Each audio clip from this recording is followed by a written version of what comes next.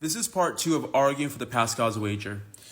In my previous video, I argued for the Pascal's wager, and my general audience seemed to agree that it's utterly ridiculous to reject God or religion simply on the basis that there are many religions and many God out there, right? They seem to acknowledge that.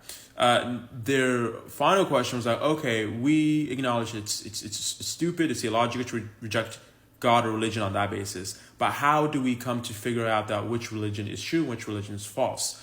And I would say we could just start off by using basic inductive reasoning skills, right?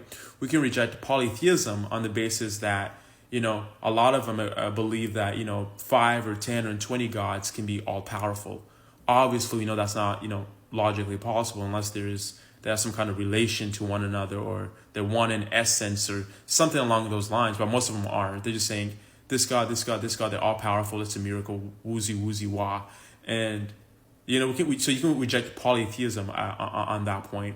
So then you kind of left with the monotheism, which is monotheism makes up 10 to 15% of world religions. So, right. So now before you had like 100% infinite amount of religions you can pick. Now you have 10 to 15. So it's a little bit smaller to work with. At that point, you will look at, okay, maybe we should start big and then go small. So it's like, okay, what are the three most major monotheistic religion? Islam, Christianity, and Judaism. Islam refutes itself because it says Islam is true because the Bible is true, and it says the Bible is false because the Bible has been corrupted. So therefore, as the Bible has been corrupted, Islam is false because the Quran says Christianity is true. So vice versa. So Islam just blows itself out of the water.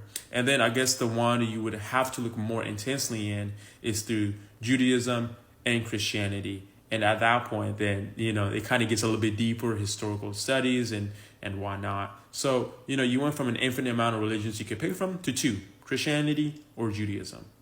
The end, my friend. It's really that simple.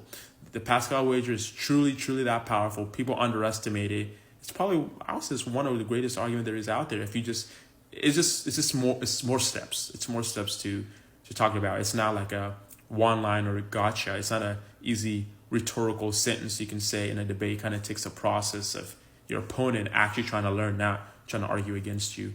But again, my friends, repent, follow Christ, and he loves you dearly, my friends.